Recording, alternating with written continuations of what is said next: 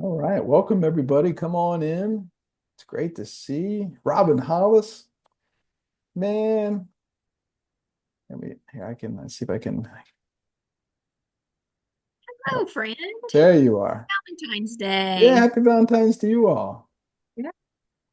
How's your family doing, Robin? All good? All good. You won't believe this, but my daughter was born on Valentine's Day, and today is her 28th birthday. Well, happy birthday. That's awesome. 28, huh? There's no way you have a I 28-year-old know. daughter. May you I was know. thinking perhaps I had her when I was 2 or 3 years old.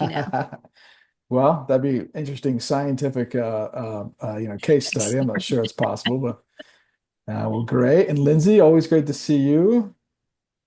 Hi, everybody. All right. Thanks for coming. Lindsay, you held Mhm. so many roles in your first year as executive director. I know finance, you were crushing and knocking out. So you're going to be one of the Mhm. mentor guides on this call for Yeah, I sure. was actually just using your book and I'm working on and I was using our budget to see the percentages. Yeah, at Yeah. the chart that you have, and I was Yep. connecting them to the percentages Yeah.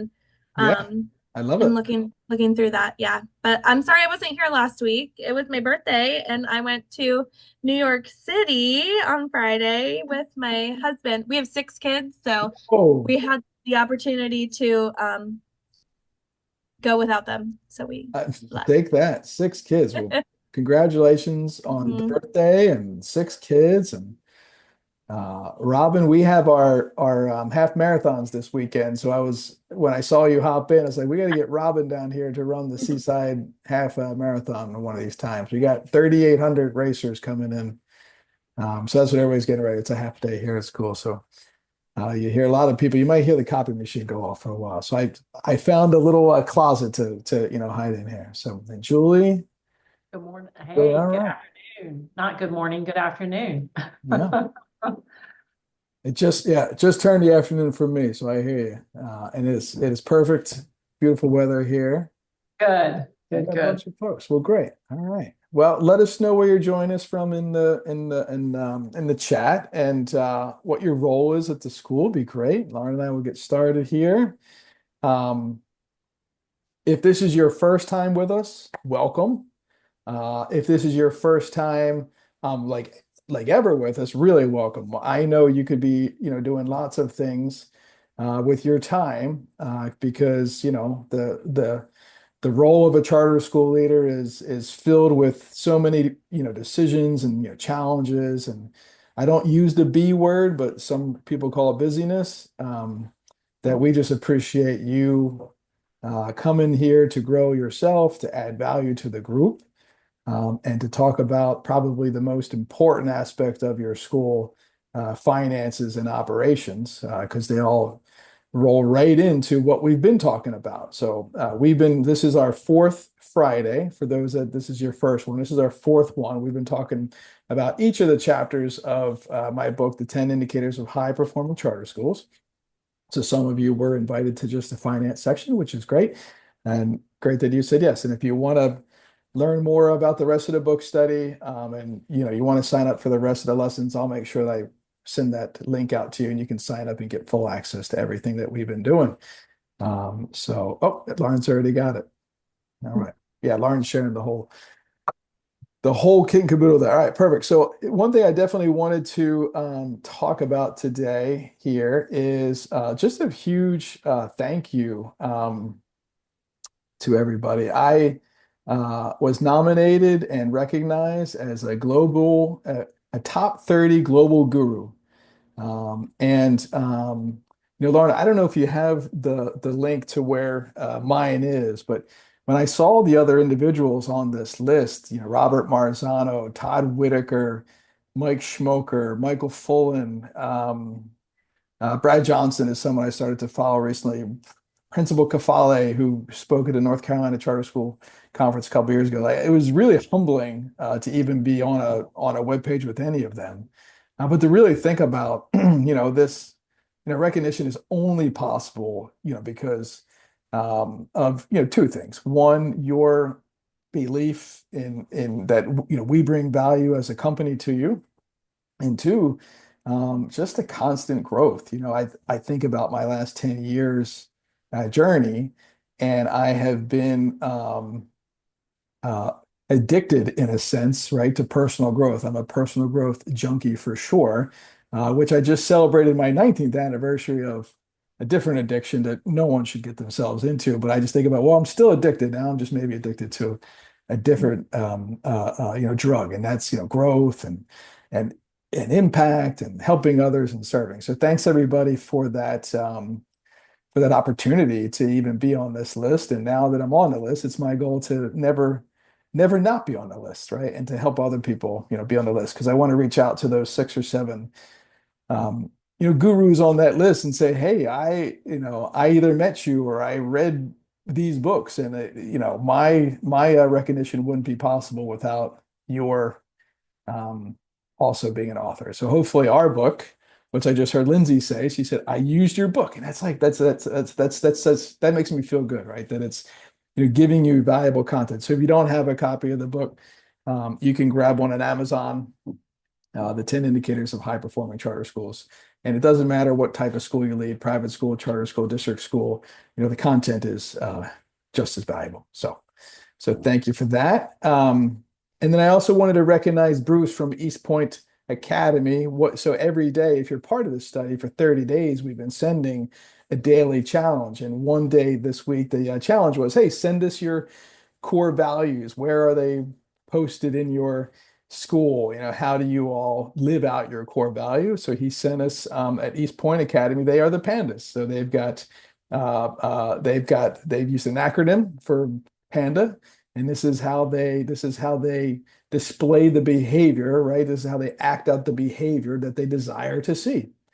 So they see it, they train on it, they model it, they measure it, they celebrate it, right? So it was really great. So thank you for those that are participating in that 30-day challenge. And again, if you sign up for the study, we can, you'll get those daily emails too. And each one is just a good action step, a quick action step that you can take to improve yourself in your school. So thanks, Bruce, for sending that our way. And so, Lauren, we're going to focus first today, right, on cash flow. Cash flow is the oxygen of the success of a public charter school. Without cash flow, your school really will have a hard time functioning, right? And when I say it's the oxygen of it, without cash, you'll basically suffocate over time, because you won't be able to grow your school like you want to. You won't be able to grow your people like you want to. You won't improve your programs like you want to. You can't replace technology like you want to. You might not be able to grow it to, get the permanent facility like you want to. Like, there's so many aspects. Without cash flow, you can't do much. You can't do much. So one of the most important aspects of this, chapter, if you have a copy of the book, and if you don't, right, which is fine, I also sent you it's an outline, Lauren. If you can share the link that has the 7 indicators bonus resources that I sent you. I just emailed you. There's an outline, right, that's got our budgeting process, and it's got our questions that every senior leadership team should ask, and it also has this, percentages of your budget. And what Lauren and I, when we teach and we consult and we help, charter schools, like we realize that things don't end wrong, right? The current results that you're getting that might not be what you want, right? It's really because they didn't start right, right? Things don't end wrong, they don't go wrong, they start wrong. So part of having an effective financial plan is having a budget. Now, not only do you have to have a budget, you actually have to follow the budget. You have to pay attention to what's in the budget. You have to consistently measure your current reality versus this end plan. Now, these percentages that I've got here, 65% for salaries and benefits and 15% for facilities and utilities. I'm not saying they're law, but you do need to create this outline and structure of what's the percentage that we aim to spend based upon our school's mission, vision, and values, right? So I know, Robin Hollis is here. Art's arts-based charter school. So I'm going to guess and imagine that a big percentage of their programming, if any, is spent towards arts, right? Or developing all their teachers to be able to use arts as the vehicle to educate kids. And so it's important that when you look at your outline here, whatever it may be, that it lines up towards what you know brings the greatest success to your school. So for example, if I was to compare the school that I'm in charge of now, the Seaside School, against us, our salaries and benefits is actually probably closer to 80 to 82%, because we know that the secret to our success is high performing teachers, low adult to student ratios, and a real heavy emphasis on smaller group instruction and personalized instruction. So we've actually made some great deals with our facilities. We have our race, right? We have found new ways to infuse revenue. But if we were just to look at our state allotted funds, oh my gosh, like it gives me heart palpitations just actually thinking about it, because it's almost 100% of our state revenue goes to our salaries and benefits. But it's extremely important, and we found other ways to fund all those other areas, right? So maybe you start with this outline, right? You start with this outline, and then you start to just kind of look at your school, but never sacrifice what you know is going to create success. And for us, right, if you've got the book, that's indicator 3, 4, and 5, right? That is the supervision of your education plan. That is the development and recruitment of your people. And that is creating a culture that is safe and creates great learning results for kids and adults. Okay. So just be conscious of that. Yeah, this is a budget. And so what we've had some schools go, okay, well, we need to increase here because Tom says so. Okay. I know I got top 30 guru, right? But what I don't want you to say is, well, it's law. It's not law. What's most important is, what are you want, right? Where your energy goes, right? Where your focus goes, your energy flows. And energy is money, money's energy, right? So you want to make sure that you're infusing the right things with your time and your money, right? So I just ask a question here. What are you most curious about? If you're looking at the budget line, or if you've taken time to look at your budget, you can drop a question in the chat. Like, what are you curious about? Because here, mind you, the facilities cost has gone up tremendously in the last 5 years. The cost of utilities has increased, right? So there's a fine balance. So you want to make sure that your hard cost, right? The hard cost you need to operate, to keep the lights on. You want to make sure, right, that you're not sacrificing those, but you need to find ways to keep that low, so you can focus, because every percent that you have to spend on unused parts of your facility, right, or a bad contract or an unused subscription, is a percentage away from what gets you a better result. Okay. And I'll say that again. Every percentage of your revenue that is being used for either unused facility space, right, a bad contract, right, or an unused subscription cost, or extra staff, or too many substitutes, right? There's things that eat away at your budget. That's taking away from what creates the best success. So I'll pause there. Lauren, anything you want to add to that? And if there's any specific questions in the chat about just creating this backwards design of your budget. Yeah, I was just going to add, Tom, that I think it's a great exercise to kind of look at the budget. This is more of like a bird's eye view of it, the overall percentages versus, I think, usually when we look at school budgets, everything is so line item and itemized out. It can be hard to tell, like, well, what percentage are we really putting towards, the staff development? Yeah. Where are we at? Looking at it that way, a piece of the whole versus just, a $2,000 amount here. But what is that really in comparison to in the whole piece, the Yeah. percent?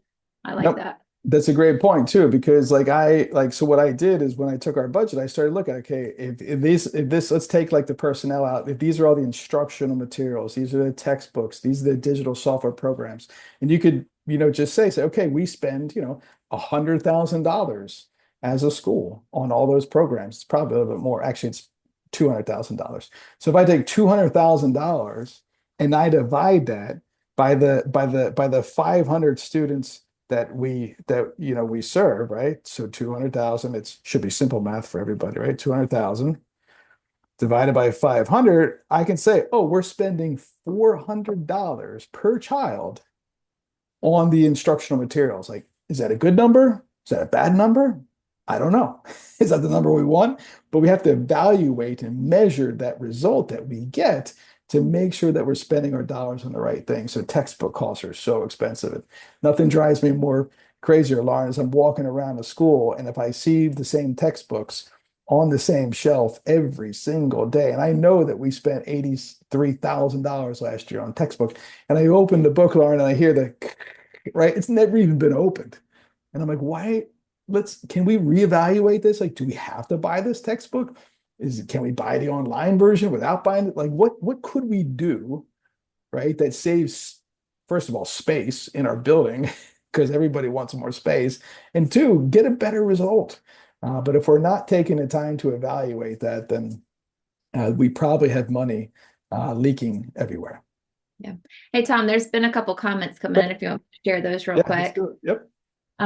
Robin says our salaries and benefits are closer to 80% Mhm. and a constant challenge to maintain. It aligns with our values, systems to invest in our people. It's helpful to consider this though when we are talking to teachers who want more money. And I think that is a awesome point to educate your staff around Yeah. your budget. And I just had to have that talk yesterday, and I realized, like, I try to be very transparent. When I send like our salary scale, because we've created our own here, and we were doing really well ahead of the county for 1 year, but year two we were not. And I've got all that in there, like how far are we away from the county? What's that, percentage, right? What's the anticipated, growth? But then I also say, look, the only way to build more revenue is to either put more kids in the school, which we can't at the middle school, we're totally capped, or we have to generate more revenue through our fundraising, or we have to cut costs. Like, there's only certain ways you can do it. So by having those conversations with the 3 teachers that I did yesterday, they're like, oh, I don't see it that way. It's like, of course, and I don't expect you to see it that way because you have to take care of your home, and I'm working to make sure we can make that happen. But we can't just pay everybody, 100,000 as much as I would want to. That's just not the funding we get from our model. But if the more you can educate them and help them understand, this is why we make these types of decisions and bring them along for part of the decision process, because that's what I did. I shared our new salary scale with about 12 or 13 of our 45 teachers just to get their thoughts, because I don't want to make this decision in a silo. I want to make it with having conversations with the other adults, but also make sure that they're equipped and they can be my vision carriers and casters as we look for formal approval. Yeah, Tom, and I just want to add kind of on that educating piece, how important it is also to educate your staff members on the benefits and the cost that goes in. I was on the phone with a school earlier today, and they were talking about, their salary wasn't maybe quite where it was, but their benefits was a $30,000, compensation package basically. And they're like, if they want to deny the benefits, then maybe we could look into maybe adding that to their salary. So they're trying to think outside the box there, which I thought was great. But, educating people on that cost around the benefits, I think is important too. Yeah. And that's what we do. We stipend them half of the cost of what the insurance would be if they turn it down. And and so what we've also done, Lauren, is I've tried to get our insurance agent to build me a comparison of us versus the school system, right? Do they pay 100% like we pay 100%? What are their deductibles and opportunities? And what we found that we have a better, family plan than our district, and a couple other things, right? And so what I want to do is I want to be educated so I can have that conversation with a staff member and the whole staff and let them know how this is a better opportunity. Hey, Tom, we've got some more comments coming in. Sure. If we have a second. Mhm. So someone shared our salaries and benefits are around 80% too, and it's a challenge to pay everything else from the rest. I'd like to talk about generating more revenue. We are working on increasing fundraising, but is there anything else out there, private grants? Yep. Yeah. Yeah. And I'll talk a little bit about that here. So make sure we don't miss that piece. And what I hear them saying is we need to make a bigger pie, Lauren, right? We need to find other ways to, be able to do this. And our school was very fortunate. We just actually received a $9.5 million grant that's going to help with staffing and our programming at our new high school over the next, 5 years. And we invested a lot of time and we had a grant writer help us. And I'm happy to help, schools, kind of think through what that process would look like at a deeper level. And I'll share a little bit kind of how we did that here, probably in the next, 7 minutes. So anybody else? Is there any other questions? But Julie just shared that they are looking at adding an art and STEM building, and this was a good reminder to dig into how much that will add to their facilities and utilities line. Yeah, and how much is used, right? So if you have the book, it's on page 195, or if you download, what Lauren sent you, it's in there. It's that 5, budgeting tips. These are types of questions that you need to be asking. And I know one of the most important ones, it's the last bullet on the left-hand side. What percentage of your building is not being used throughout the day? Right? Remember, you can always be innovative when it comes to hiring and programming, but you always can't find use for an extra 2,000 square foot of unused facility. So how could that maybe generate revenue during school hours or after school hours to make those pieces happen? So I'd highly recommend download that, take a screenshot, or grab the document that Lauren put in the chat and just sit with your senior leadership team and start having these conversations, because budgeting improvement doesn't happen now. It needed to start 5 months ago. So what we've done, we've outlined a month by month, like how do I create a budget that really ensures that we're using every dollar wisely. And this is probably one of the most important things you need to be doing is, where are we possibly leaking money? Is there unnecessary subscriptions, right? A lot of you may get that. I don't have it's called like Rocket Math. It's not Rocket Math, but I want to say Rocket Math. It's something. There's some tool you can get as like an individual, and it will go through all your bank accounts and see and list out all your subscriptions, and it'll cancel them for you. But we just did that as a school. I'm like, I want every subscription on a spreadsheet, and I want to know who's in charge of it, what classrooms is it being used, what's the usage, because I'm not renewing something that less than half of our kids have access to. We have like $85,000 in digital programming, and COVID kind of created this, right? Because we had all these extra supplemental programs that became available, but now it's just had this incredible imbalance of how we're using them and what they cost. Maybe like your purchase process. Can you buy in bulk, or is something that you currently buy, is it cheaper somewhere else, right? So how much time is your finance director or someone on your team really spending to find the best deal for the school? We're buying furniture for our brand new building now, and I'm glad I went back and did a double take, because I didn't realize we were paying like $9,000 for a conference table and $10,000 for this couch for the common space. I'm like, I can't do it. Sorry, everybody. Let's go to IKEA and find some different versions of what they have here. Or even the extra staff. Normally when you have some overwhelmed staff, they're like, oh, we need another person.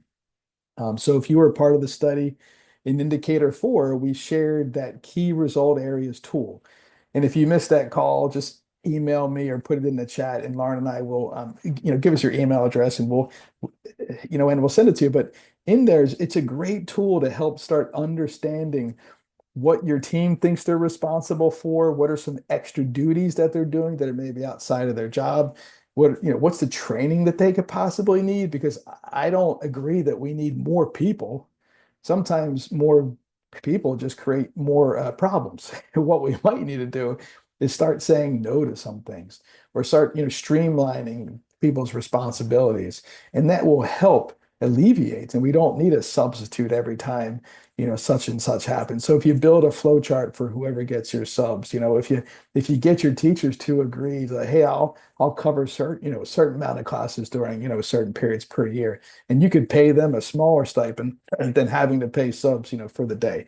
So just being strategic around how you're looking at some of those pieces. And then maybe there's a way you found that you're leaking money. If so, put it in the chat. Someone probably didn't think of that. Drop it in the chat so we know what are some other ways that you've saved money. Oh, great example. Just made me think about.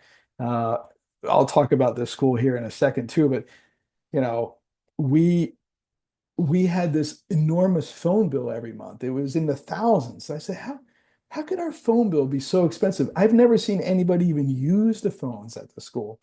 And so I had the gentleman that I hired kind of investigate, and he found out that the school never had a long distance carrier. So every single phone call that they were making was technically long distance at like $1 or whatever a minute. So we were paying this huge phone bill for no reason. So like just little things sometimes, if they're not, created correctly. Same thing happened here with our phone, carrier. Ring Central created like the highest level license of every phone, when all we wanted is for individuals to be able to call classroom to classroom. And here it was, we were paying for like 38 licenses. So we're really excited, to find out the result and get a lower bill. But then I think about the tens of thousands of dollars that we wasted because we didn't ask the right questions, right? It didn't go wrong. It started wrong. Remember that, right? Didn't go wrong. It started wrong. So 3 big keys to having a strong fiscal, viable plan is: one, internal controls. And in that Google Drive we shared with you, that's our internal controls assessment. I'm telling you, if you take it, your treasurer takes it, and your finance director take it, you're going to find lots of holes that you can really, really take a look at to improve your financial practices. Number 2, you got to measure student attrition. Student attrition is a killer. I'll go a little bit, deeper on that here in a second. And then that annual review of your subscriptions. Are you really taking the time to look at where every dollar is going, right? Do you have that budget hawk in a sense who's overseeing every dollar, right? So as we like to do, Lauren and I, we'd like to set up common, crucial, and critical problems. So again, if this is your first time with us, every organization has common problems, right? And your job as a leader is to identify the common problems, to root them out before they become crucial problems, because crucial problems not solved become critical problems. And that's where massive issues happen. So this example is the school meets its reserve goals, but the budget process are not thoroughly reviewed. The budget is based on historical data without, considering all the future financial challenges. So that's a common problem that happens in a lot of places. It's crucial when unexpected expenses arise. The school struggles to adjust its budget mid-year due to lack of proactive oversight. The reserve funds begin to dwindle as the funds are diverted to cover those unforeseen costs. The school leadership, becomes reactive rather than proactive in managing the budget. That happens leads to, a bad audit at the end of the year, dwindling reserves with no way of, bringing those reserves back. And the critical problem is that the reserve goals are missed for multiple years, leaving the school financially vulnerable. Without the reserves, it's unable to invest in critical areas like curriculum, staff development. And this financial instability threatens the school's long-term sustainability, right? Which may lead to a shorter charter or even closure, right? These things happen. They happen every single year in charter schools across the country. Financial management is the number one reason why charter schools close. But they don't close mainly, because of management. They close because of the lack of evaluation, right, and measures in place to ensure that the school can be long-term financially viable. Hey, Tom, can I pause you real quick? Sure. Mm-hmm. Someone just dropped in the chat. Could you share a definition of reserves, what you're referring to there? Yeah. So, I believe it's all, like about the age of the charter school. So as a charter school is young, they don't necessarily have money in the bank that they can use as a bridge, right? They can use as a short-term almost loan to themselves to cover summer expenses. So when a charter school is brand new, they don't get their first, a funding drop till like they open. And they usually don't have enough money left over at the end of the year to put in their reserves to carry them through those lean months. I believe every operational business should have 3 to 6 months of operational funds in reserve so they can always be comfortable with if God forbid something happens and the state doesn't pass the budget. That all happened to a lot of you just a few years ago in North Carolina. The state did not approve the budget, and they didn't give schools the money on time, and they had to operate on reserves because they can't not pay their people. They can't not pay their people, okay? Because the folks will just leave. So that's what I mean by reserves. This is money set aside for operational expenses in case of emergency. Call it an emergency fund. Now, you may also have a set of reserves that you have a purpose for. So some schools put in, reserves to eventually put down money, right, on a capital expense, right? That money has a purpose, but they shouldn't really be setting money aside for that until they have those 3 months of reserves to be able to really function. Because here's what happens. When you start getting yourselves into those capital purchases, like the bank starts locking up all of your money, and you've got to have a certain amount in reserves to be able to hold the bond, right, or to hold the loan, and then you're stuck. Like, I don't have any cash, I don't have any spending cash, so now I'm like waiting for the state to give me money so I can do stuff, or it might be behind on bills. So hopefully that kind of gives my kind of definition of what a reserve is for. There's lots of charter schools that have like millions of dollars in reserves, and I always kind of question that, like, well, what for, right? Like, what's the purpose of it? Because if you're not paying your employees at or above county level, but you got $2 million in a bank, like what's that serving? What's that serving? So I feel that every dollar should have a purpose. So and I try to reserve 3% per year to build that reserve to make sure I have enough operational funds in case of anything that happens for a 3 month period, which is happening to us. It's going to happen to us again. We just got that grant, but that grant is not a money upfront grant. It's a reimbursement grant. So in order to like kickstart the grant programs, I need cash to be able to hire the staff, to buy the equipment. And then once I do that, right, then I can ask for reimbursement after I spend $300,000. So I need 300, right, to be able to spend it to get it back. And we're kind of like thinking as an organization, like, where are we going to get that money to free up cash to be able to keep our normal operations moving, but then also start to move those new things into play. Hopefully that was helpful. Lauren, any other questions? Nope, we're good. Okay, great. So this was another case study. I changed the name just to kind of help, protect the people involved. This was a school that we worked with, but common problem.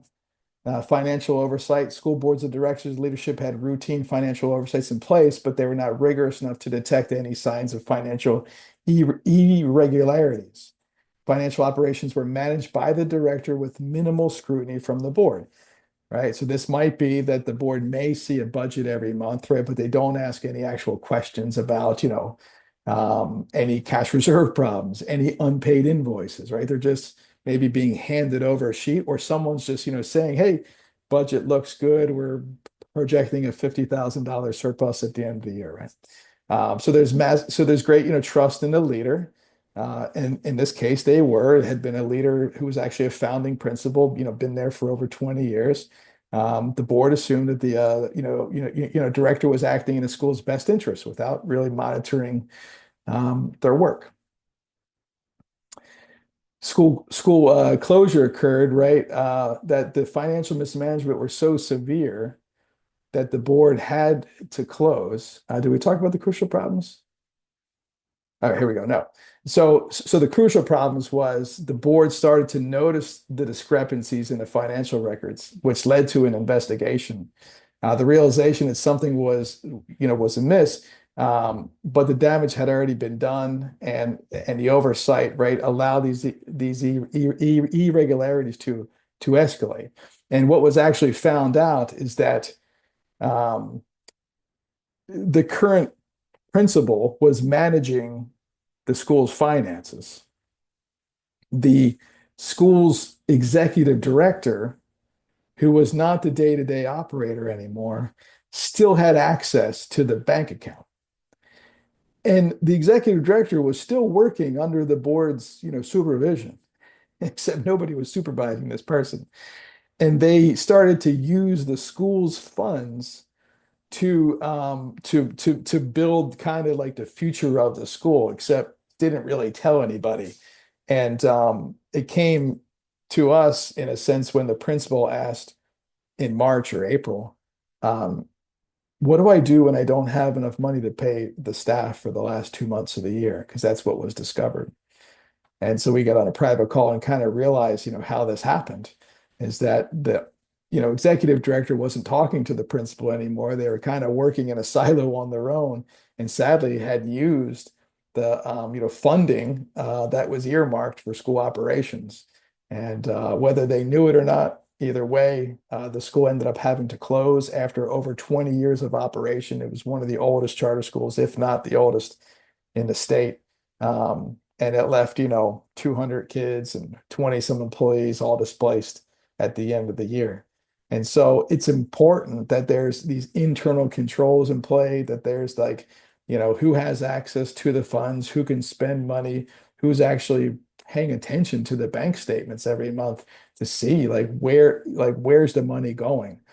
So our third, party here, they send our board finance committee all the bank statements and pretty much everything that happens, right? So whether they take the time to look at it, I look at every invoice that goes out, and our finance director, she does a good job of managing those pieces. But there's only a certain amount of us who actually have access to any money to be able to do that, right? So these things happen. Every closed charter school, you can link back to the actions or the non-actions of the governing board.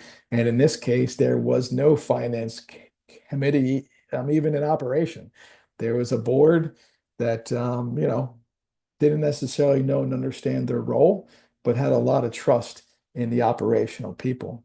So it's important, right, that you and your school board talk about what are the key roles and responsibilities from a financial standpoint.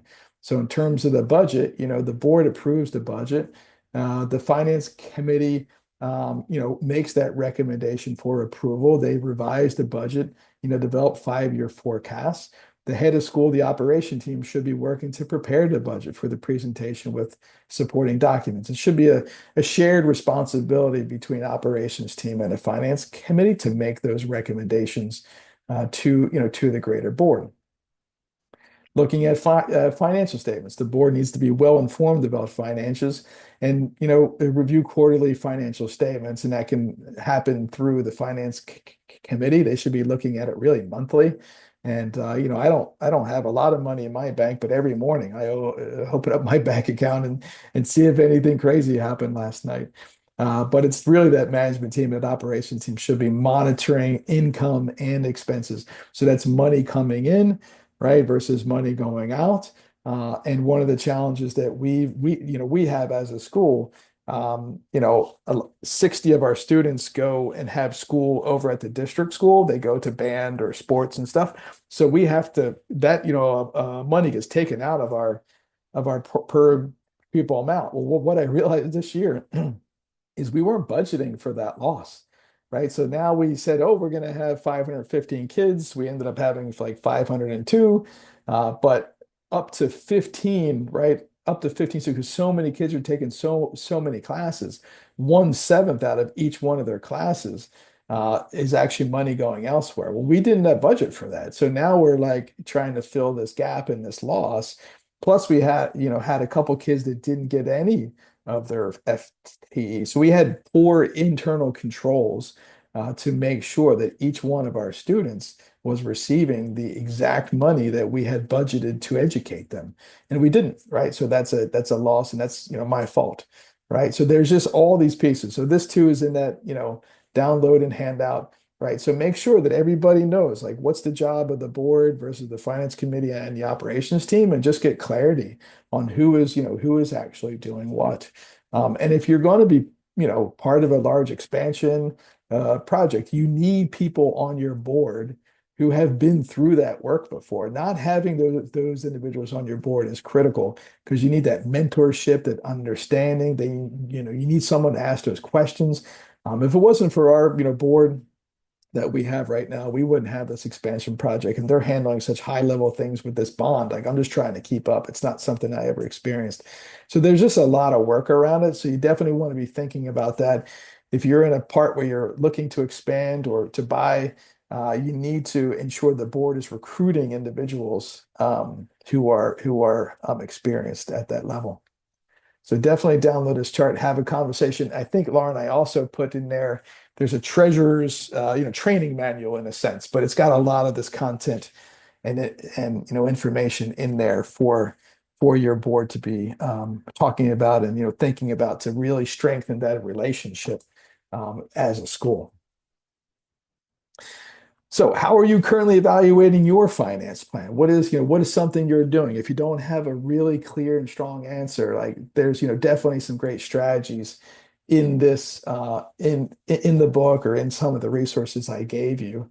But if you were to identify right now what's your biggest pain point when it comes to fiscal vitality, which one of these 7 bullets might it be? Might it be your budget process, your internal controls, your student attrition, your fiscal policies, budget alignment, competitive salaries, third party?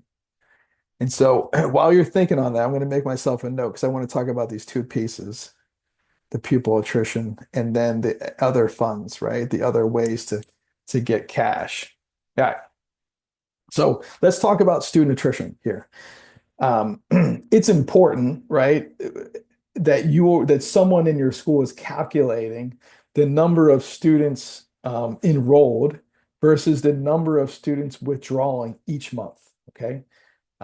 So we look at in North Carolina, and I'll just talk about them because that's where I spent 20 years. But we have our monthly principals report. So you can just take your W1s, right, versus your I'm sorry, your E1s versus your W1s, your enrolled versus your withdrawal. And so you want to look at a percentage, right? What percentage of students are we losing during the school year? It's months 1 through 9.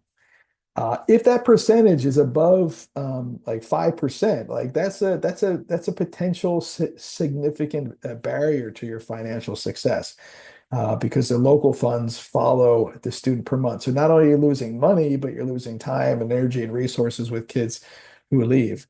We found that once your number increases above 8% is where we start to see your report card drop, right? And then it also impacts your overall culture and your adult attrition as well. So you want to be measuring that and managing it each month. And so you'll see a lot of schools where they'll say, oh, well, we started the year with 400 and we still have 400. Like, yeah, but how many did you lose and replace during the school year? Because it's not the same thing. Okay, so you want to be limiting attrition in your school. And then you also want to mitigate summer loss.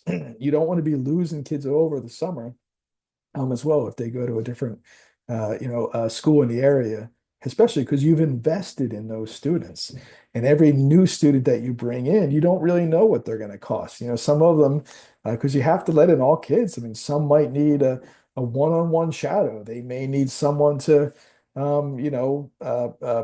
have a feed tube, right, to support them. They may need their own classroom.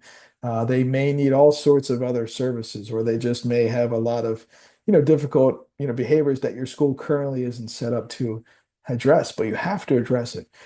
So it's really important to be thinking about that because you don't necessarily get dollar to dollar to serve those students over time. So student attrition is really important.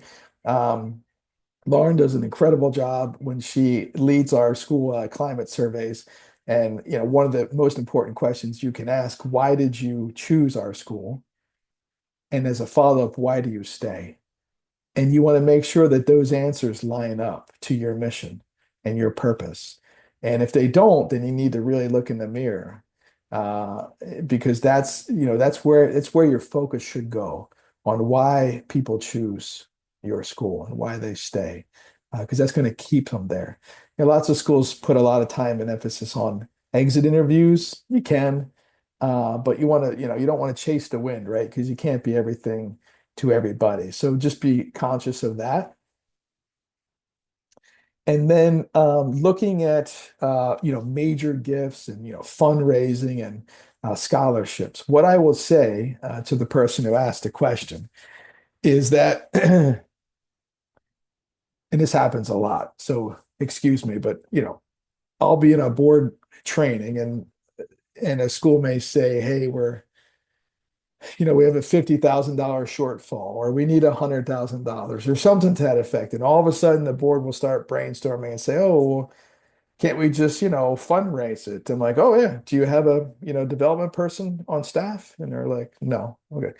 Is there anybody on the board who's ever raised $100,000? Everybody looks around. No. I said, okay, well, that's off the table right now. Well, how about we just write a grant? Oh, okay. Okay. Do we have any grant writers? No. Okay. Well, usually a grant can only go to like a specific item that you haven't purchased yet. It's not normally built to pay for staff. Sometimes it is, right? It's a reimbursement. So like there's not a lot of grants that are going to pay down your debt. So I would always say that if you want to build a viable new streams of revenue, right, you really need people around you who know how to do it, and not just kind of like bake sale raising money, like someone who really gets fundraising. And so our school this year, like we have a foundation person. We just actually hired our second one. We need we also have a capital campaign specialist who's going to drive our capital campaign. And then we have our executive director of the foundation, and she's going to run all of our events and do that. So like she's been raising $1.5 to $2.5 million a year almost, which has been great. But we need like 5 million a year. So we had to hire a second person to do that. So you are going to have to invest some money, and you certainly want that, person to be free, right? You want them to bring back 5 to 10 times their actual salary. I'm going through some major gifts training now. And so things that I'm learning, like, hey, you can get people to donate money to name a program that you have, right? So we've been really focusing on this durable life skills, and I've been calling the Dream Big program. Well, now I'm going to call it, whatever someone wants to give me $500,000 to call it. And so we're going to be looking at that. You can name parts of your school, right? You can name them after people. There's a lot of local grants. Our, county's like really rich with this. We have great partnerships where I was able to get $50,000 over 2 years to ensure every one of our college students, because we're a dual enrollment school, every one of our college students has a device for life. So when they come to our college, I buy them a Chromebook. It's theirs for not only their college time, but after they graduate, keep it, and for the rest of their college. So there's ways to be looking at it. You need to think strategically. Now with AI, right, you can write a grant fairly easily. You just have to be skilled in it. So I'll share with you a really easy prompt right here. You could tell your chat GPT, hey, I want you to be acting as a grant writer who specializes in education.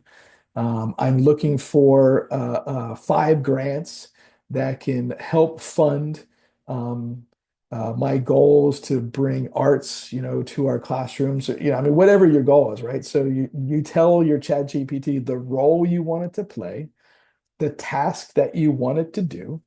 You give it as much context as you can, and then you ask it to interview you. Ask me up to 5 interview questions, one at a time, to gather more context around helping me develop a plan, right, to either hire a grant writer, right, or to identify grants or write grants. You can also obviously use it to help write the responses using the same process. Okay, so it's role, Task, context, interview. Okay. Role, task, context, interview. You do that, I'm telling you, you're going to have incredible results with your Chat GPT or any AI that you're using. It's very smart. And I would always say to challenge the results. You can actually download your entire budget, tell it your goals, and have it analyze your budget for holes, or have it analyze your strategic plan and all those pieces. It can pretty much do anything you want it to do as a thinking partner. Don't use it as a thought leader. Use it as a thinking partner to help you make better decisions for yourself, your school, and outline a plan. So, Lauren, in the chat, did anybody answer the question? What's your biggest pain point when it comes to fiscal vitality?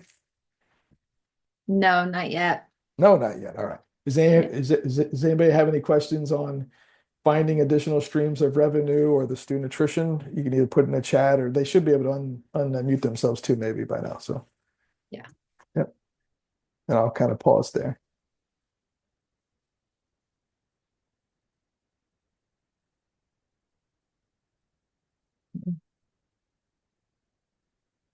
So this, 50 minutes or 45 minutes, right? This was awareness. Reading the chapter is awareness. Downloading the resources, that's all awareness.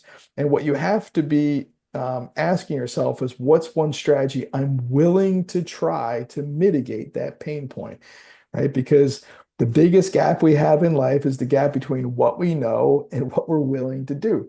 So that's what I'm asking you, is to write down one action step you are willing to do to mitigate whatever that pain point is, whether it's your budget process, your lack of internal controls, you're not sure about, a student attrition, something with your policies, right? Or something else that you picked up in this 45 minutes. What's one strategy that you're willing to try to mitigate that particular pain point? Is it to measure your student attrition? Is it to take a look at your PM1 data over the last 3 years? Is it to use Chat GPT to help you create development plan and say, I have a goal to raise $100,000 over the next 6 months, right? So it'll do those pieces. What's your action step? Put that in the chat box. We'd love to hear what you're all willing to do based upon this time investment.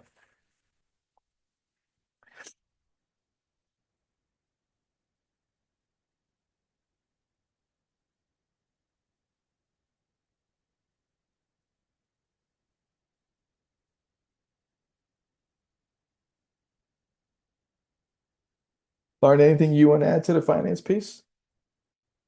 No, we've got some action items though coming in. If you want me to share those. Yeah, let's do it. Sure. Lindsay shared that she's definitely going to begin on a few of these items, starting with looking at our PMR data. Yeah. Julie's going to be looking over the subscriptions throughout the school.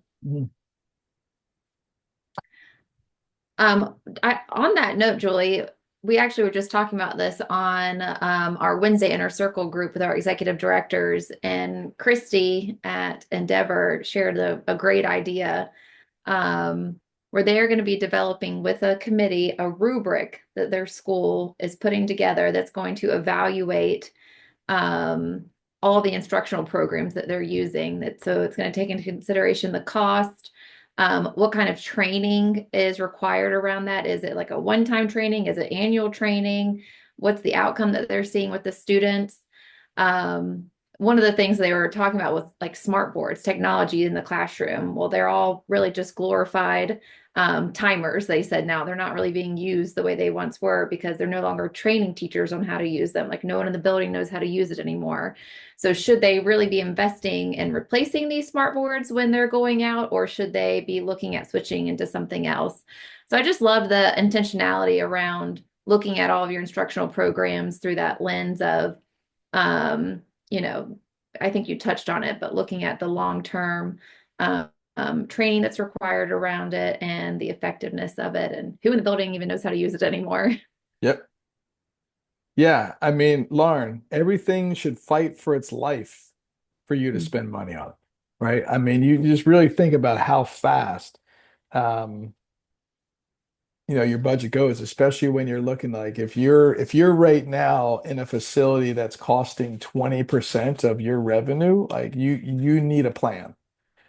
And if you have a facility that's costing 20% of your revenue and you can't bring more kids into that, you need a plan because you're already past a crucial point, right? So one of the resources that's in our Blueprint for Success, program is our fully enrolled workbook. It's a step-by-step, process to how to market your school. And I'll talk a little bit, about marketing here in this next section, but you need to ensure 100% of your kids show up and I've done this thing 100 times and I still screwed up this past summer because I took my eye off of 11th and 12th grade.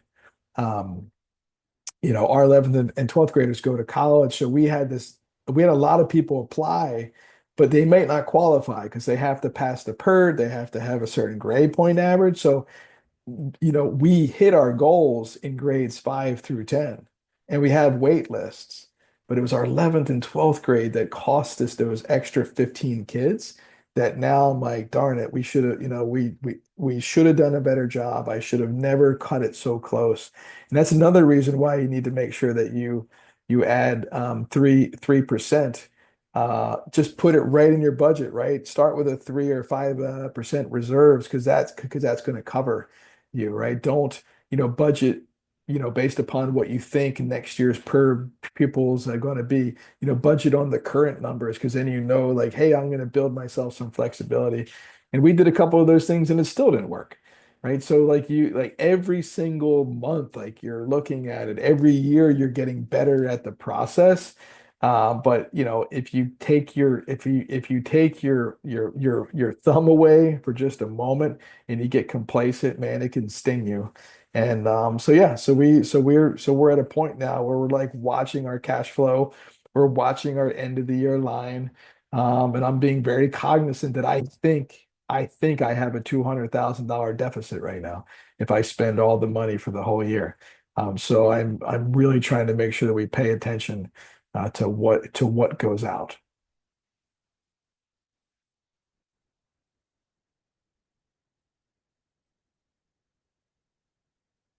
All right, I love it. Love your action steps. And all right, so let's go on to indicator 8. Indicator 8. So thanks for putting your action steps in there about the finance piece. So now let's talk about clean, safe, secure, and adequate facilities. We'll spend a little bit of time here, Lauren, but I think one of the most important parts, if you have the book and if you read this chapter, um, you know, for me, when I was rereading it in the preparation for this call, this notion of being a guest in your school is so important. To me, it is. And every single day, right, thinking about what do kids, adults, and guests experience in your building and outside of your building. Critical. What do they experience from your website? What do they experience from your social media page? What do they experience when maybe a kid walks down the street and they're in your school uniform, right? You need to think about what do you hope it would feel like to be a guest in your own school? You would hope that, the car line runs smooth. They find an easy parking spot. They know exactly where to walk. They're greeted when they walk in the door. They feel welcome. They are, taken care of in a quick manner. This is what we all want when we go to any business. But what's the reality? And do you know? Because everything matters. Everything's being judged in your school. From how long it took them to find a parking spot, to how long carpool took today, to how long it took them to find the front door, to how annoyed they were when they got, I mean, whatever, it all matters. And you're leaving this impression on those that you aim to serve year after year at a high level. If you think about it, if you're a K to 12 school, and like here in Florida, you get between $10,000 and $15,000 per every student. Over 13 years at $15,000 a year, even if it's just 10,000 a year, that's $130,000 in revenue. As a business owner, right, Lauren, we would love if every one of our customers gave us $130,000 a year, right? That would be awesome. But that's what's happening. I mean, each one of those students is a dollar sign. And if they got brothers and sisters, that's like, continued investment. So everything matters. So the most important part here is your after action review, right? So I don't know, are we going to talk about, yeah, your after action review. So this is on page, what's the page in the book? 195. I can't remember. But anyway, so every time, right? Every time something happens in your school, you want to take the time to do an after action review with your team. This is what went well, what went wrong, when did it go wrong, who was responsible for it, how did we miss it? And so during that meeting, you're just taking a couple minutes while the fire's still hot, and you're just digesting and you're talking out loud. And at the end of that meeting, that's when you give, direction. Okay, uh, Lauren, you're in charge of building a system of how we're going to communicate this so that it doesn't happen again. It's such an important part of your leadership process to have a way to identify problems, right? And to not just put band-aids on problems, to root out the problem and put a stitch, right? Put a stitch so we know not only is it not going to bleed, but it's not going to get infected either. And so it's such a critical process for all leaders, right? Don't suffer in silence. Don't try to solve all the problems yourself. Bring everybody into a meeting and have it. And what I love to do, Lauren and everybody in the calls, I like to bring in other people that I foresee down the future are going to be leaders, or maybe someone who can help with this, process in the hallway, right? And maybe give them a stipend for like leading this initiative, so I don't have to put something else on my leadership team. So if you want a clean, safe, secure, and adequate facility, you have to have an after action review process. Give me a second here. So, Lauren, you want to talk about this story on safety here from Endeavor? Sure. So we went and every quarter we actually will visit charter schools around the state here in North Carolina, and Tom's even started hosting now in Florida. But they're called quarterly best practice site visits, where we go see high performing schools in action. And so last year we went to Endeavor Charter School, and they shared just some amazing resources and stories with us around safety. This is something that they have honed in on over the past few years because of what Tom was just simply talking about, having those after action review items. They shared that they have a huge piece of land next to their school building, and one day a helicopter decided that they were going to just land right there on property. And so they had to put into action things that they had written on a piece of paper one day. And so that moment really, reminded them how important it was to practice some of these safety things like it is the real thing, so that when and if the real thing does happen, you're ready to go. They never in a million years would have thought that a helicopter was going to just land on their school property, but it did. Here we just kind of highlighted some of the best practices that they shared with us that day. Asking your stakeholders for input on safety. They reached out to their community, and they ended up having a parent who had a wealth of knowledge. He had some background in safety. I want to say maybe he was on with the police department. And this picture is actually one of the things that he recommended, and that was the next bullet point. Small actions can make a big difference.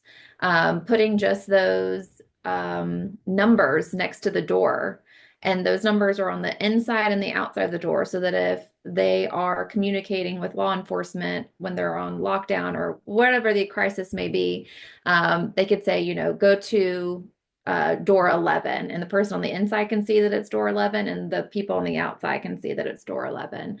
So that's just something small. It's not even really Yep. expensive, but it made a really big impact for them. We mentioned practicing like it's the real thing, and then they just emphasize building that relationship with your local safety departments. Yeah, I love that because we take for granted that we walk into the building 50 times a day, right? And we know what building 11 is, or we would know which one, but an emergency person's not going to know, or or like even a guest. So signs matter, indicators matter. Every second matters in terms of an emergency. So the more we talk about a lot in this chapter, the more that you practice out your emergencies. And I can't remember if you just said it, Lauren, so forgive me, but I think the guy who was kind of running the safety drill said, "Look, your fire drill runs fine. The problem is in a crisis, it's not going to look like this, right? Mhm. Motions are going to be high. People are just going to try to get out of the building. So remember, crises don't build a leader. Crises reveal leadership. So the more you could have this constant sense of urgency as you're being a guest in your school and you're walking the four corners and the four walls of your complex every day, right?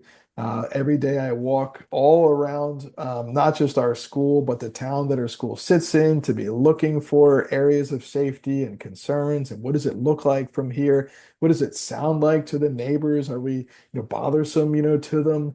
What's might be breaking? And I take an inventory. I send it to our facility manager. I walk them around with me, once a month too, to make sure that like our expectations are lined up and they're seeing things that I'm seeing because I want lots of vision carriers across. It's the same process inside my building. Walking through when I come into a classroom, yes, I'm looking for student engagement and learning, but I'm also looking for things that are broken. I'm looking for, clocks that need a battery. I'm, looking for doors that don't shut, correct. Whatever it is, I want to make everybody in the building feel so safe and secure. And it's a welcoming feeling, right? Kids aren't sitting in chairs that are terrible, like the teacher, because they won't complain, everybody, but they'll sit in a broken chair. They'll never complain to you, but I know who they're complaining to the kids, to their neighbor, right? Got all this money, can't even get me a new chair. I'm like, well, why are you suffering in silence? Let me know that your chair is broken. So like, do I have to sit in every chair to make sure that it's, comfortable? Maybe, Lauren. I'm not sure. That seems like that'd be a lot of time. So a common, crucial, and critical example. This is a real example that Lauren and I lived through. Um, One of the sub indicators is that the emergency plan and risk management protocols exist. A common problem is that they have, safety plans, but maybe they're not updated regularly. A crucial, problem occurs when the schools have a safety plans. They realize that they need to update, so they start to update the process, but they never either finish or they never share the updated plans with their staff. And the critical problem happens when the stakeholders have a lack of trust with the leadership team due to the fears around not having safety protocols.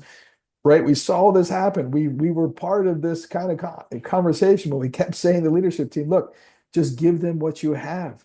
They're not sure what to do in case of emergency. You're like losing credibility because you're trying to make this, emergency handbook be completely perfect. And it's not going to be perfect. You got to communicate. Non-communication is still communication. And it communicates that you're unsure.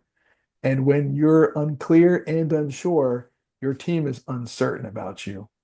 They're uncertain about your credibility as a leader, and they're losing trust. So it's really important, right? Don't mess with people's paychecks. Don't mess with their safety.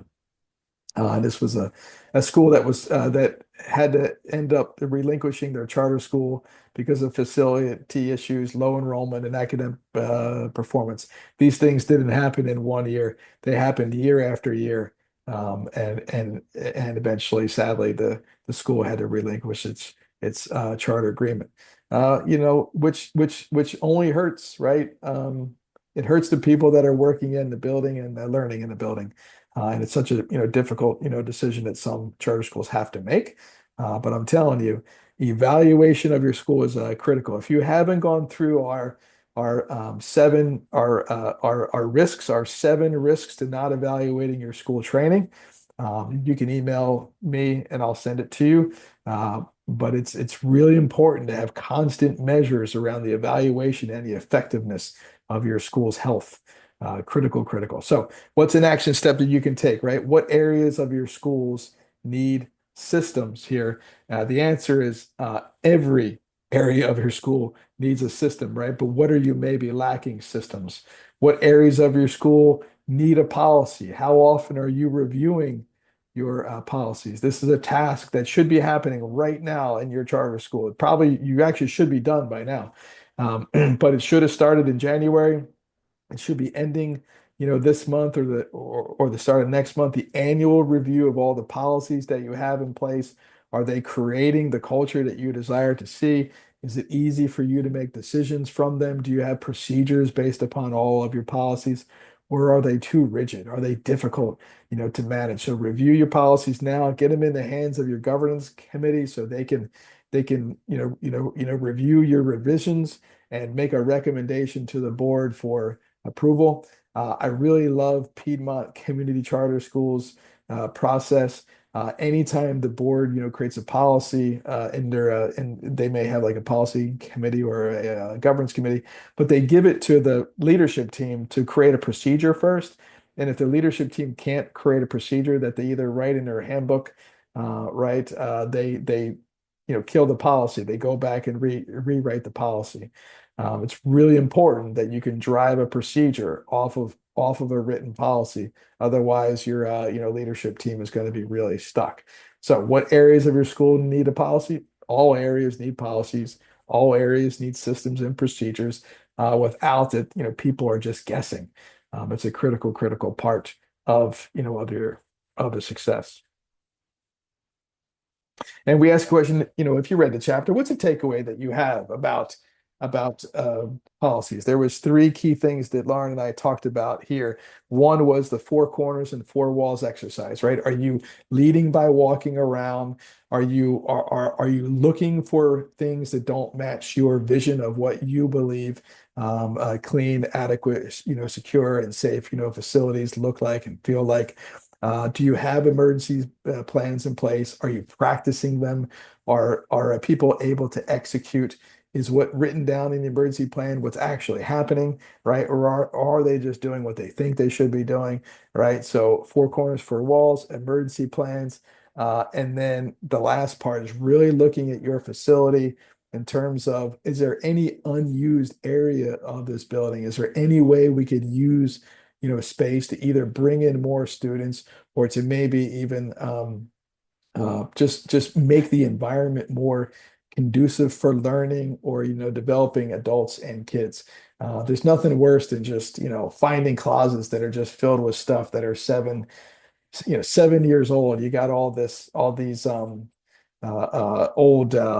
what is it, Lauren? Help me. It's like the student files, right? You just so have an understanding of how long you have to keep files, digitalize what you can, remove clutter from your school. Because clutter is nothing more than delayed decisions, and it's really hard to operate in clutter. So take that time. Your building and your people will definitely thank you. All right, let's go through this last one here. So 5 reasons why the board should write and adopt policies. We talked a little bit about this, but the policies are created to create the box that everybody operates in, right?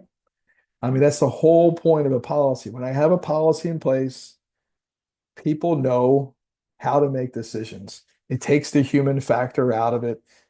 It creates consistency. It can prevent fraud by establishing internal controls.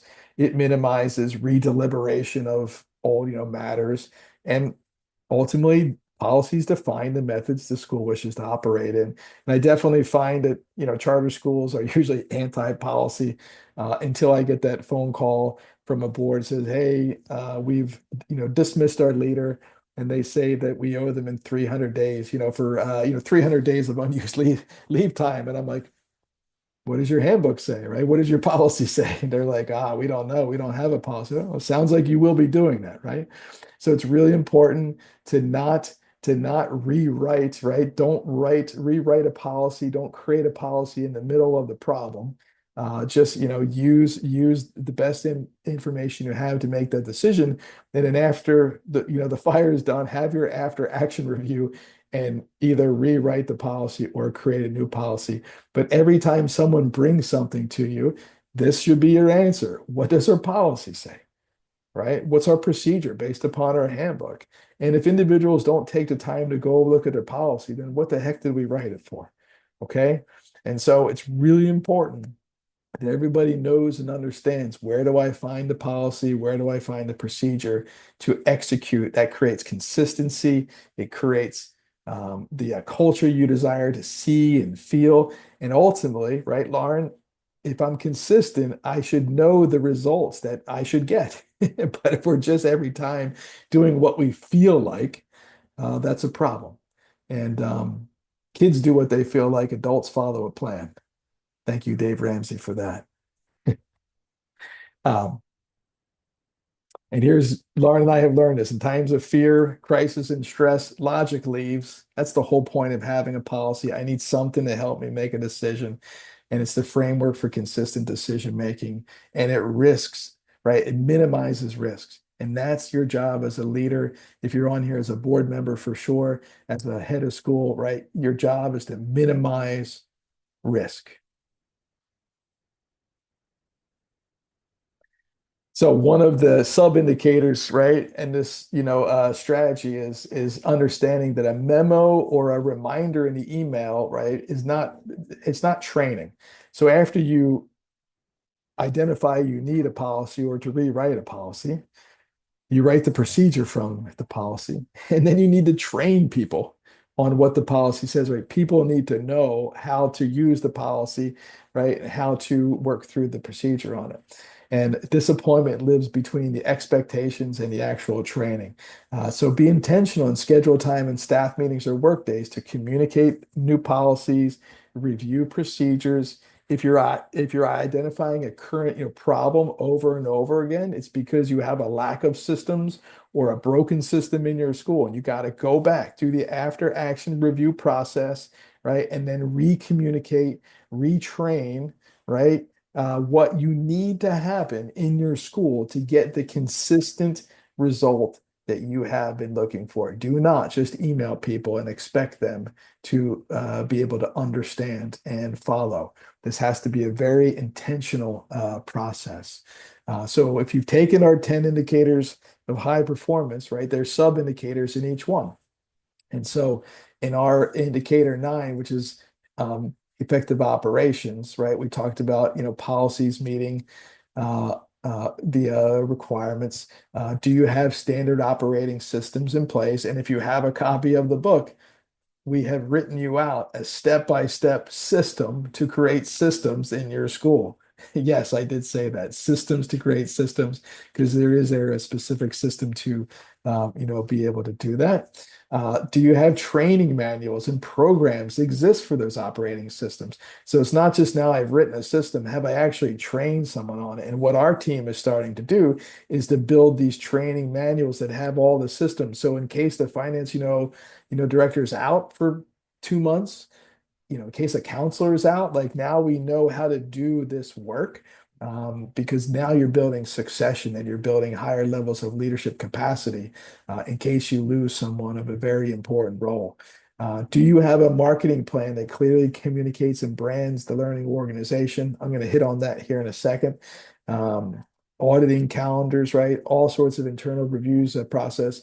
And if you signed up, and Lauren, if you could drop it if you haven't already in the chat, Lauren created this amazing risk management compliance checklist. We'll give you that as a gift, but it's a tool that you can use to make sure like you're working with your operations team and reviewing all these pieces. Make sure you download it, make it your own. You can add your own, aspects to the checklist.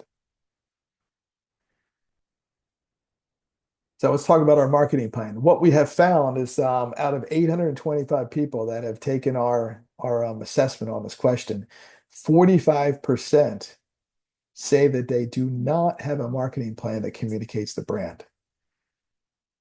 Right?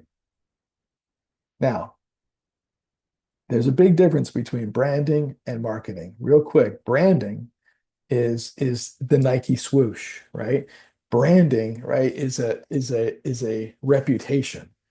Branding is, the Starbucks logo. It's the Netflix N with the right? That's branding. Okay. The logo on your t-shirt, that's branding. Now, marketing is a relationship. So what I need to do as a leader is I need to be able to market my brand. And I market my brand through daily communication, internally and externally, about what's happening in our school based upon our mission, our goals, our values, right? Our education, about what we find as important. We are highlighting who and what we are doing as a school. There's a great book called For, F-O-R. It's written by Jeff Henderson. It's a dynamic book. I love Jeff Henderson. I got to meet him. He's part of the Maxwell faculty, but he talks about how antisocial we are with our social media. We shouldn't just be promoting the school. We should be promoting who we're for in the school. We're for our students. We're for our staff. We're for our volunteers. We're for our strategic partners, right? So how often are you highlighting them in your marketing plan? Because you may or may not know this, and you may be part of the actual percentage, but I believe the latest stat I saw was 88% of people check their social media within 10 minutes of waking up. 10 minutes. So just imagine, and a lot of you are part of our daily thought, right? So every day at 4 a.m., you can count on an email coming to you. That's a picture with a quote, right? Nothing hard, right? Nothing to kind of like brain hurting. It's just an easy quote. You can count on it. It's part of our brand. We wake up to be the difference maker. We want to make, people to think, right? Think and do and be more. So you need to be thinking about, how do I make my pie bigger? I can't have a scarcity mindset when it comes to fully enrolling my school. There are children everywhere. Now, lots of you may have a charter school that's 10, 15 years old. And since that time, maybe another 20 or 30 charter schools have moved into your area. And you just think there's just less kids. There's not less kids. 30 schools couldn't have moved in if there's less kids. But maybe you need to be thinking about, how do I make my pie bigger? One of the best initiatives we do is, if you take all of your current addresses of the kids you serve and you drop it into a Google Fusion table, you can make yourself this amazing Google map a plot map of where everybody lives. And you could start to identify, how far do people come to be at our school? And you can see, obviously, the neighborhoods that don't have any students. And you can see the neighborhoods that do have students. Now, I'm going to tell you, do not go into that neighborhood that doesn't have any of your students unless you know someone who personally lives there.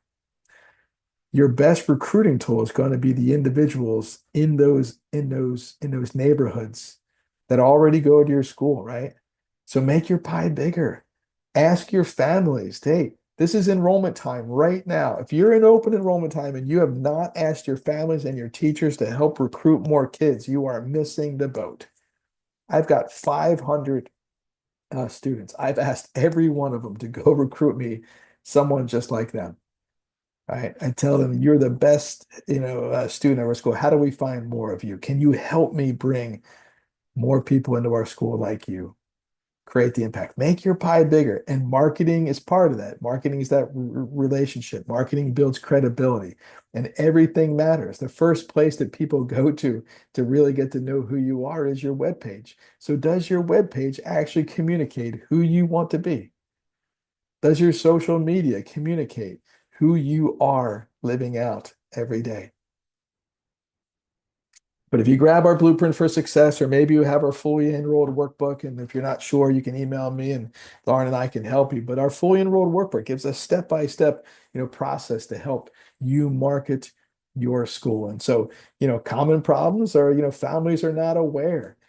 There's a heavy reliance on just word of mouth, or the marketing efforts are just like short-term intensity versus long-term, consistency. So the problem starts to happen when there's not, consistency with the brand, or there's an inconsistent message, or you're not telling the story of who's most important in your school. And as a result, you start to maybe, that wait list that used to be strong and powerful is now starting to, decline.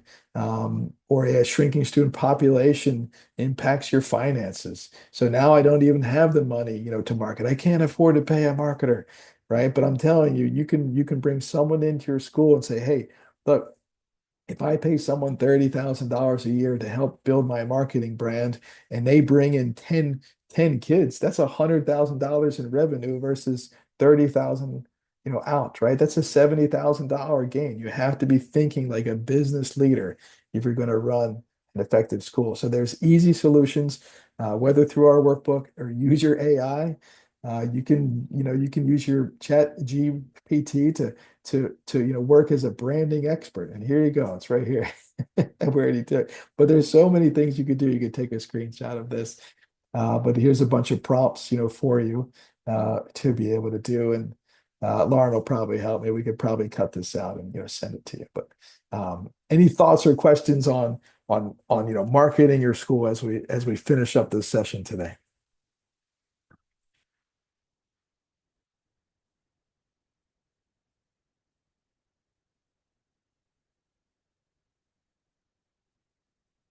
Lauren, anything in the chat? Nope, we're good. All right. Do you have anything you want to add? I mean, you go to your girls go to a very successful private school, right? And so there's obviously a brand and a relationship that you guys have. What's one reason, something that they did that really made you feel good about, choosing them and staying with them? Well, the the thing I was thinking of when you're talking about making your pie bigger was reaching out to people in your community or in your neighborhood. And that's exactly what we did. Um, my daughter in our neighborhood, she was one of the older kids in there. So we went to Thales first. And really, one of the reasons we picked it was because we can walk there. That was a Mm, huge draw for us. We love that we can walk. Um, and the next biggest draw was they were able to navigate COVID really well. So when she started kindergarten, COVID was, people were just starting to reopen and they did not close down. And I did not want any, um, you know, worry of, are we going to be open? Is she going to be home with me? So that was a big draw for us. Um, but we recruited, three other families now from our neighborhood yeah. to join the school. And it just helps build the community. They're in the neighborhood. So if I'm running late, I can send a text and say, hey, can you grab her for me? I know they're walking. Like it's a huge benefit, not only for the school, but also the stakeholders there. Yeah, I love it. And we got a comment in the chat that the best marketing is word of mouth. Mhm. It's a good marketing strategy for sure, but you have to execute what is being spread, right? So most of the time, your parents don't know that it's part of their job to help market the school. So tell them to do it. Ask them, to do it. Having a uniform-based school, like this year we, every one of our new students got one of these really cool hoodies that, and the artwork on the back was actually, designed by our high school art club. And so I gave them out. We probably spent, I don't know, $4,000 on all these hoodies for these kids, which seemed like a crazy expense. But then everybody started to wear them, and then you started to see them in the community. I go, here we go. We are branding Seacoast Collegiate High School, right? So brand the school, and you want your kids to wear them with pride, and also be kids of great, character in the community, because folks are going to be, curious about, oh, I really like the way that kid answered the question. Wait, where did they go to school? And so all those things matter. Rise Charter School, which is in Southeast Raleigh. Um, my wife, when we lived there, she used to drive past this one bus stop spot, and it had school district kids, and it had these kids with this red polo. And she's like, I don't know, but the kids who aren't wearing a red polo are usually like, I don't know, off. But the kids in the red polo are always standing there. And I go, oh, she says it says Rise on it. I go, oh, I know who that is. So I reached out to the leader and said, look, I just want that, my wife saw your kids at a bus stop. She only knew they were your kids. And she just, noted how they were different. They looked different. They acted different. And so think of different ways that you can get your brand out there. Think of different ways you can market your school. And if you're like, hey, Tom, I don't have time to, push out a daily message. Get someone in your staff to take some pictures. Ask your chat GPT to write some social media prompts. You can have, somebody schedule it. You got, parents and volunteers or a staff member that are really good at Instagram. Pay them $1,000 to like, hey, can you just make sure we have like 2 messages a day, maybe that just, go out, and some don't always use like, branded like infographics. They don't usually get the best engagement. The best engagement always comes from taking a picture of a human being who's a big part of your school. So great thing. Yes, sports is also huge with marketing, huge with marketing. And actually, a shout out to Brevard. They got a $10,000 donation. I'm pretty sure it was a $10,000 donation because of how well they ran their carpool line. And a random member of the community sent them $10,000 as a gift because they just appreciated how much time and effort that they put into ensuring that the car line didn't impact the traffic for the people who actually live there. What an amazing gift. So there's all these different ways to market your school. Remember, marketing is a relationship, branding is your reputation. Okay. So be really focused on those two. So, all right, we've covered a ton, today. These are 3, chapters. Next week, we will focus on the parents. That's chapter 6 or indicator 6. Raising and parent engagement, and then 10, which is high performance governance, and that'll finish up our book study. But I do want to make sure that folks know, if you're not a member of our Blueprint for Success program, I'm going to drop the link here. And for right now, you'll actually get a copy with the book with it. But it's a reduced rate. It's an annual subscription. Right now, it's just $97. But you'll get a monthly live call, and you'll get access to every single framework and all 10 of these indicators for you to improve your school. So you don't have to rethink or create a new plan. We've got a proven strategy for you. And it's just $97 until the end of this study. So another week, and you can buy it. You'll get a copy of the book as well as a bonus. And we're going to give you a one-on-one for a 60 minutes. Either Lauren or I will work with you after you take your assessment and help you build that plan. So we hope this call was valuable to you all. Appreciate everybody. Happy Valentine's Day to everybody out there. I hope you have an amazing night. Be safe. We love you. And till next week, everybody. Bye-bye. Bye.